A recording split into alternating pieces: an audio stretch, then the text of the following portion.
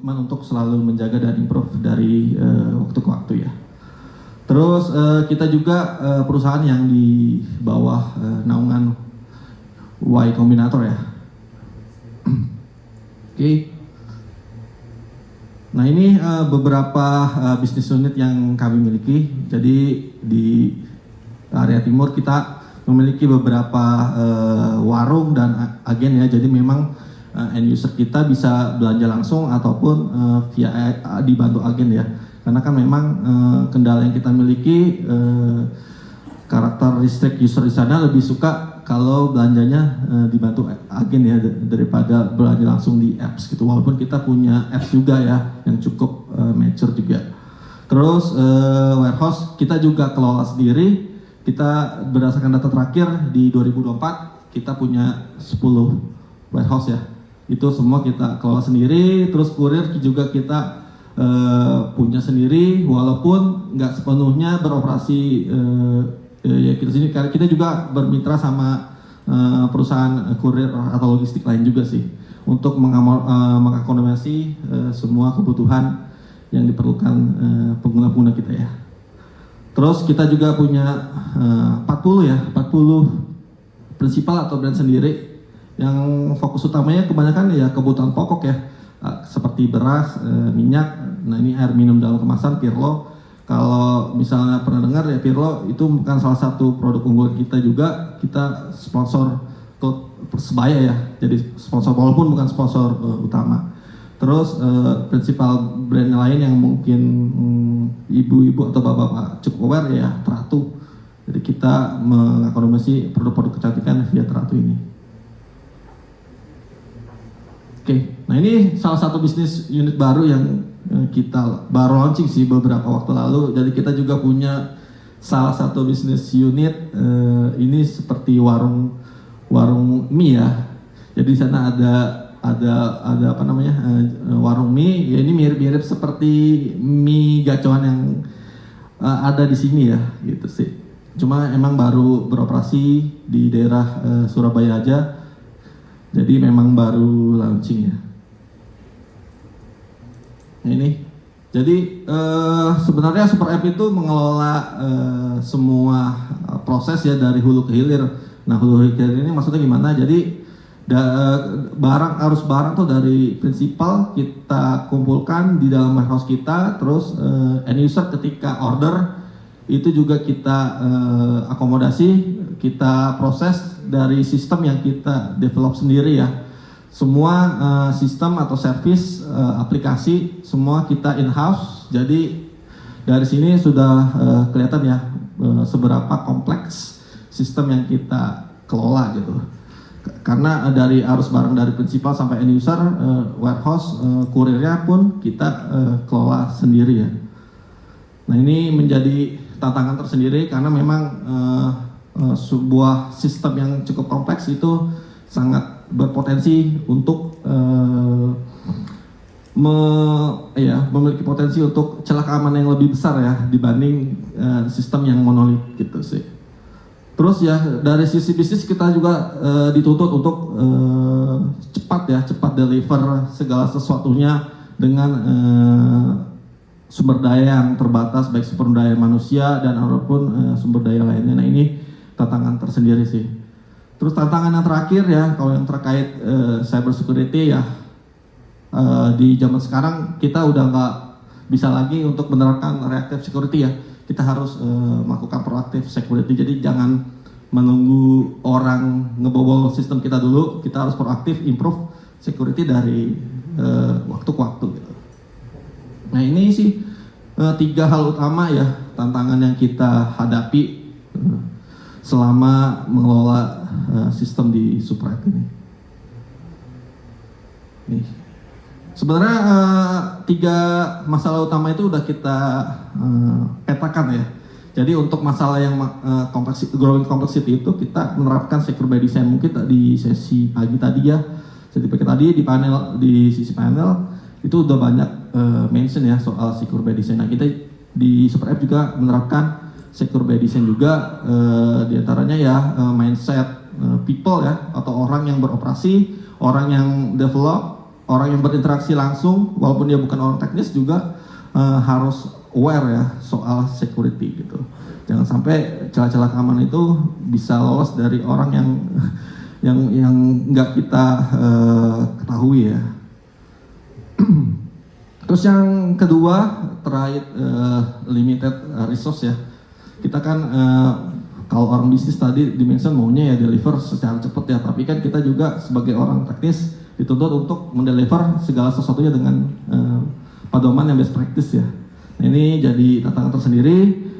Cuma masalah ini sudah kita petakan ya dengan memprioritaskan segala sesuatunya, segala resiko itu sudah kita coba mapping ya. Jadi kedepannya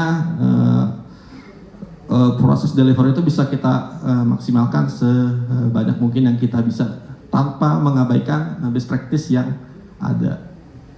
Nah ini yang terakhir masalah reaktif, pendekatan reaktif. Nah ini kita udah nggak bisa lagi ya di era sekarang. Jadi improvement terkait cyber security memang harus dilakukan dari waktu ke waktu. Jangan menunggu insiden dulu, jangan menunggu sistem kita di bobol dulu ya.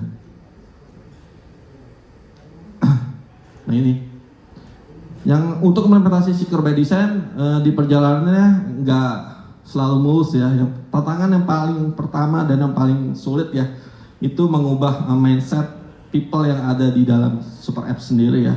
Baik people di tim engineering ataupun di luar non engineering.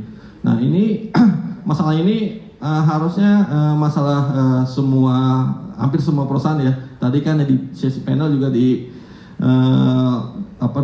cyber security head orang BFI juga kan menyatakan bahwa ya ternyata orang IT juga nggak sepenuhnya aware gitu terhadap security gitu. Nah ini hal-hal ini udah kita mapping, terus kita lakukan antisipasi solusi ya. Di antaranya ya kita melakukan training dan awareness terhadap keamanan informasi, terus kita juga mengundang ahli-ahli ya, ahli-ahli security juga untuk sharing gimana sih penerapan cyber security di sana, terus bisa nggak ada hal nggak yang bisa kita adopsi di tempat kita juga. Nah ini contoh kasus, contoh implementasinya ya. Jadi kita memang dari tahap perencanaan itu kita pastikan semua orang aware ya soal security. Jadi ketika perencanaan, terus ketika mulai develop itu semua coding kita cek ya. Jadi ketika mulai pull request atau merge request itu semua coding kita cek terlebih dahulu ya sebelum masuk ke branch. Bahkan sebelum masuk ke branch staging atau development itu kita melakukan cek dulu apakah ada vulnerability yang berbahaya atau enggak. Itu udah kita cek dari awal ya. Jadi nggak boleh menunggu sampai branch masuk development dulu. Bahkan dari sebelum PR kita udah melakukan pengecekan itu. Terus yang terkait people ya, kita juga melakukan beberapa awareness ya, training terkait keamanan informasi. Jadi memang training ini rutin kita jalankan ya. Semenjak kita coba untuk comply dengan ISO 27001, ya kita ini training atau awareness terkait keamanan informasi coba kita jalankan. Nah ini salah satu contoh ya, contoh proses training dan workshop terkait keamanan informasi. Nah ini yang masalah kedua dalam implementasi secure by design juga, ya itu tadi dari orang bisnis kan pasti maunya delivernya sebanyak mungkin ya. Tapi kita dituntut juga untuk selalu menerapkan best practice gitu, nggak boleh asal jalan aja. Kan kebanyakan orang kalau udah pusing nih dituntut sama orang bisnis suruh deliver atau deploy, ya udahlah jalan aja, yang penting jalan aja. Nah itu harusnya nggak bisa dilakukan ya. Jadi untuk mencegah hal itu ya kita biasanya melakukan code review ya. Code review itu sebenarnya dilakukan secara otomatis dan manusia. Jadi ketika codingan itu mulai masuk ya ke development, ada sistem yang mengecek terkait kualitas security, coverage, duplication, itu dicek terlebih dahulu. Jika itu tidak pas, ya nanti leadernya atau per timnya, peer temennya ya nggak bisa approve ya kalau itu nggak pas ya. Jadi dari hal ini kita bisa mencegah lebih awal ya hal-hal yang berbau security beberapa ancaman kita bisa cegah lebih awal.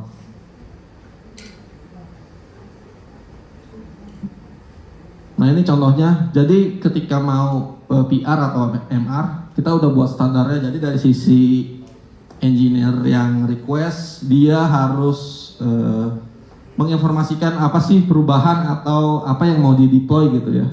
Jadi di informasi ini harus ada. Kalau nggak ada ya PR atau MR di reject ya. Terus kita juga ada serangkaian tes yang secara otomatis dijalankan ya ketika PR atau MR itu di approve ya. Jadi memang kita benar-benar menjaga software yang di deliver, bahkan ke development itu dijaga dengan ketat dengan serangkaian tes yang setelah kita set ya. Nanti mungkin beberapa screenshotnya. Nah ini masalah ketiga terkait security by design ya. Ini kadang-kala tools atau teknologi atau best practice terkait security itu membuat nggak nyaman engineer ya atau orang-orang yang terlibat di dalamnya ya. Ya emang pada prinsipnya semakin kita aman ya semakin tidak nyaman. Tapi hal-hal ini kita coba address, kita coba petakan bagaimana caranya hal-hal tersebut tetap bisa dideliver dengan cara yang aman ya. Ya tentunya kita nggak melulu harus invest tools yang berbayar. Beberapa ada yang masih free dan open source dan beberapa juga ada tools yang berbayar yang kita lakukan ya. Terus ketika ada teknologi baru atau stack baru atau best practice baru terkait security, kita juga melakukan bisa dibilang sebuah sharing session ya. Jadi melalui hal ini ya semua stakeholders, semua tim, semua people itu bisa mendapatkan awareness bahwa teknologi yang kita akan implementasi seperti ini, cara kerjanya seperti ini, jadi nggak ada gap ya antar orang gitu.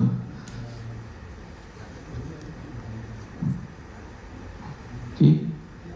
Nah ini contohnya, jadi terkait sharing teknologi atau tools yang baru digunakan, kita juga rutin lakukan, mungkin nggak setiap hari ya, 2 minggu sekali atau sebulan sekali. Terus kita juga ketika ada melakukan atau menemukan hal-hal baru, kita juga upload konten tersebut di YouTube ya di YouTube. Jadi ini bentuk komitmen kita untuk give back ke community ya, bahwa ya apa yang kita pelajari ini juga harus bisa dipelajari oleh semua orang juga. Nah ini contoh teman saya Nafi lagi sharing session nih, ketika dia menemukan atau mempelajari hal baru. Jadi knowledge semua tim-tim engineer bisa rata ya, tidak ada yang ketinggalan. Nah ini tadi salah satu topik yang cukup diperbincangkan ya, terkait deliver bisnis secara cepat tapi maunya yang secure gitu. Tapi sebenarnya hal itu ya tidak bisa kita lakukan ya. Sebagai pelaku yang develop, kita harus memetakan ya, benar tadi, harus memetakan segala resikonya ya, dari nggak cuma di tim engineering doang, di tim lain juga harus dipetakan. Kemudian ketika kita sudah punya risk register, nah kita tinggal lihat aja kira-kira effort mana yang rendah tapi high impact, itu yang kita bisa kerjakan. Jadi dari sini kita punya data, terus kita punya acuan untuk ngomong ke stakeholder atau pemilik bisnis ya, ketika hal-hal yang tidak diinginkan atau mereka ingin deliver secara cepat ya, kita udah punya datanya bahwa impactnya ya seperti ini gitu. Tinggal mereka mau set atau enggak ya resiko tersebut. Jadi hal-hal seperti ini ya harus kita lakukan dan petakan ya. Jangan sebagai tim engineer jangan fokus kepada hal teknis juga, tapi kita juga harus aware resiko-resiko yang ada ya, baik di resiko di tim sendiri maupun di tim lainnya ya. Nah ini contohnya, ini matrix yang risk register yang kita coba buat ya. Jadi memang segala risiko kita petakan. Kita juga punya klasifikasinya ya, kalau memang itu kritikal dan high impact ya itu harus didahulukan ya. Itu sih. Jadi dari sini kita punya gambaran jelas, kita punya data yang jelas ketika kita mau bernegosiasi ya dengan orang bisnis gitu sih. Oke. Nah ini bagi yang organisasi yang sudah besar ya, yang terutama yang udah mengadopsi microservice, memang microservice itu menawarkan independen ya. Jadi service itu bisa kita deploy kapan saja tanpa mengganggu service lain. Cuma kan dampaknya ya jadi lebih banyak tim ya yang memanage sistem yang kita miliki. Itu juga masalah baru yang bisa timbul juga ketika ada ego di satu tim gitu ya. Jadi misalnya satu tim ingin menggunakan stack yang mereka anggap benar. Nah itu kan sebenarnya benar itu belum tentu aman ya.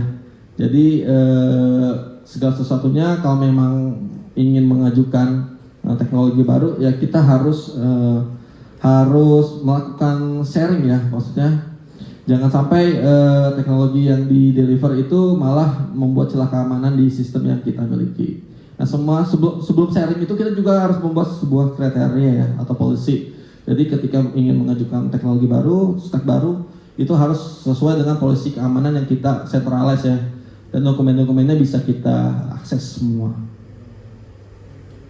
Nah ini contohnya, jadi di tim engineering sendiri kita punya namanya Super App Engineering Standard. Jadi karyawan yang baru onboarding bisa baca dokumen tersebut. Jadi ketika mulai develop mereka nggak bingung standar apa yang harus dilakukan atau diterapkan ya di perusahaan yang kita kelola. Jadi nggak buta, mereka punya panduan dan kita punya guideline yang cukup jelas. Nah ini masalah terakhir mungkin scalable high impact practice yang terakhir terkait security. Bagaimana kita improve security tapi nggak ngeblocker proses delivery ya. Jadi memang segala sesuatunya harus di otomatisasi ya di CI/CD. Kita harus meminimalisir intervensi manusia di dalamnya. Jadi jika hal ini dilakukan ya kita harapannya bisa meminimalisir masalah-masalah yang terjadi di kemudian hari sih. Terus yang terakhir ketika fitur itu di-deliver di production, kita jangan lupa monitoring impact itu secara real time ya. Jadi kita harus punya tools yang proper, nggak harus yang mahal, tapi tools yang kita kenali dan pasti metrik-metriknya juga harus kita ketahui ya.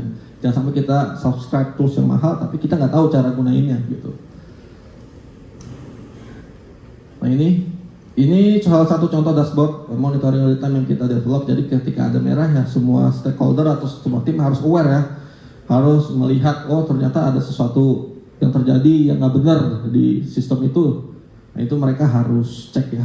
Dan ini juga secara otomatis mengirimkan alert ke platform bisnis kita yang kita gunakan ya. Jadi secara real time teman-teman bisa tahu ketika ada ancaman atau risiko yang datang. Nah ini yang terakhir terkait proactive security posture ya. Ya kita tahu lah kalau misalnya tools itu kan sebuah investasi ya. Tapi kadang-kala kendalanya ya di suatu organisasi investasinya kita nggak punya sumber daya yang besar gitu ya. Nah ini sebenarnya bukan halangan ya.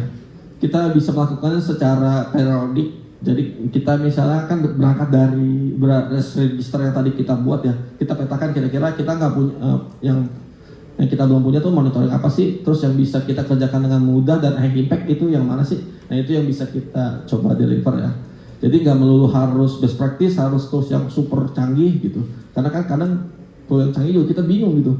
Ini menunya banyak banget, terus ketika dibuka juga kita bingung ini apa gitu ya. Dia lebih baik berangkatnya dari hal yang kecil dulu, kemudian ke hal yang besar sih. Ini contoh tools monitoring yang kita gunakan. Jadi ini tools monitoringnya kita menggunakan library yang open juga. Kita pakai OpenTelemetry. Jadi secara event kita udah mengagregasi semua event yang ada di sistem kita, sehingga suatu event bisa kita runut kejadiannya dari awal sampai akhir gitu. Jadi ketika ada kejadian kita bisa runut ini tuh sebenarnya dari mana sih gitu. Nah, kita menggunakan OpenTelemetry ya di sini. Jadi nggak melulu tools yang super mahal, super hebat. Ini bisa dijadikan contoh juga ya, misalnya kalau kita punya sumber daya yang terbatas. Nah ini Terkait proactive security posture, kadang-kala kan kita menerima alert ya, alert itu ternyata false alarm ya. Nah ini jadi masalah tersendiri juga, karena kalau keseringan false alarm ya jadi kita kadang suka skip ya. Wah ini beneran alert atau enggak? Nah ini menjadi satu masalah juga. Ini kita untuk solusi dari masalah tersebut kita melakukan periodic review ya. Jadi alert-alert yang memang ternyata false alarm ya, ya kita refine ulang, kita definisikan ulang kira-kira ini oke nggak sih, terus kalau misalnya harus diawasi kira-kira value-nya berapa sih supaya itu tidak termasuk di kategori false alarm ya. Ini contohnya di tools monitoring yang kita miliki juga kita bisa mengatur itu secara bebas ya, gitu, sesuai dengan kebutuhan sistem yang kita miliki. Nah, ini yang terakhir, bagaimana cost dari investment yang kita lakukan ini sebenarnya worth it atau enggak sih gitu. Nah ini menjadi masalah juga ya ketika kita ingin mengajukan tools yang cukup proper oke, tapi kita nggak bisa ngasih data ya ke manajemen gitu. Nah ini sebenarnya untuk masalah ini ya kita bisa petakan sih, misalnya dari inisiatif yang kita lakukan, kira-kira kalau kita nggak melakukan itu dampaknya seberapa besar sih? Nah itu bisa mulai teman-teman list juga. Nah untuk itu kita coba di Super App udah coba melis ya. Mungkin kalau angka pasti kita nggak bisa, memang agak sulit ya, sulit untuk memproyeksikan beberapa cost yang kita perlukan. Tapi teman-teman bisa berangkat dari cost apabila kita melakukan hal ini berdampaknya apa sih? Nah teman-teman bisa gunakan hal itu ya. Nah ini gambaran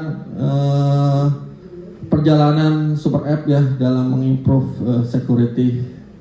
Jadi memang kita akui ya kita bukan yang sistem yang dikelola dengan yang terbaik ya yang di Indonesia. Kita juga sempat mengalami insiden security di 2021. Tapi alhamdulillahnya dari 2002 sampai 2005 ya sampai sekarang itu tidak ada insiden security lagi, karena memang kita sekali kena itu ya kita cukup aware bahwa ya itu tidak boleh dilakukan lagi, kita harus improve secara waktu ke waktu ya. Nah ini mungkin kalau dilihat dari grafik ini di 2022 sampai awal 2024 kita banyak hal yang kita lakukan ya. Terkait implementasi MFA, PMTest, DLP, semua kita lakukan ya. Nah ini bisnis impact ya. Jadi dari segala inisiatif yang kita lakukan, ini benar-benar berdampak positif terhadap bisnis. Jadi sampai saat ini kita bisa tetap menjaga uptime level kita di angka 99,90%. Terus aplikasi kita di Play Store juga mendapatkan rating 44 dari 5 ya. Ini bukan angka yang sangat bagus, tapi ya ini angka ini mencerminkan bahwa aplikasi kita ya itu dipercaya ya sama user di sana. Gitu sih. Terus ya tadi inisiatif untuk memperkuat security, untuk mendeliver security di setiap fitur yang di deliver, ya itu nggak menjadi penghalang. Berdasarkan data ya yang saya ambil dari 4 kuartal di 2023 sampai 2024, kita mencatatkan improvement 85% ya, bahwa segalanya bisa ditingkatkan ya, bahwa nggak ada inisiatif yang terlambat di deliver ya. Terus kalau dilihat dari sisi cost juga kita bisa saving 2% dari annual revenue ya. Jadi segala sesuatu yang kita lakukan di awal tadi yang saya ceritakan ya itu berdampak positif juga terhadap cost ya. Nah ini sebenarnya metrik-metrik yang bagus juga ketika kita bawa ya ke stakeholder untuk mengimprove security yang kita punya ke tahap yang selanjutnya. Nah ini terakhir apa yang kita pelajari ya, ternyata mungkin yang kalau boleh pilih satu ya, ternyata pragmatic approach itu bekerja ya. Jadi nggak selalu melulu best practice yang harus kita kerjakan. Ternyata ya penerapan pragmatic juga itu efektif ya. Kalau misalnya bapak-bapak atau ibu-ibu mengikuti sepak bola, kan sepak bola itu ada sepak bola menyerang, bermain indah, dan pragmatis ya. Nah itu sebenarnya ya itu contoh yang baik yang kita bisa lakukan ya. Jadi nggak melulu harus menyerang, bermain pragmatik pun bertahan terus menunggu kalau menyerang, ketika ada celah baru serangan balik. Nah itu juga baik ya, atau contoh yang bisa kita lakukan gitu. Jadi nggak perlu harus best practice, harus yang mahal dulu yang kita harus kerjakan sih. Nah itu mungkin akhir dari presentasi saya. Semoga hal-hal ini bisa menambah ada hal yang bisa diadaptasi ya dari yang saya sharing pada hari ini. Mungkin itu aja. Terima kasih. Kita kasih aplaus dulu. Terima kasih Pak Bayu. Ya, so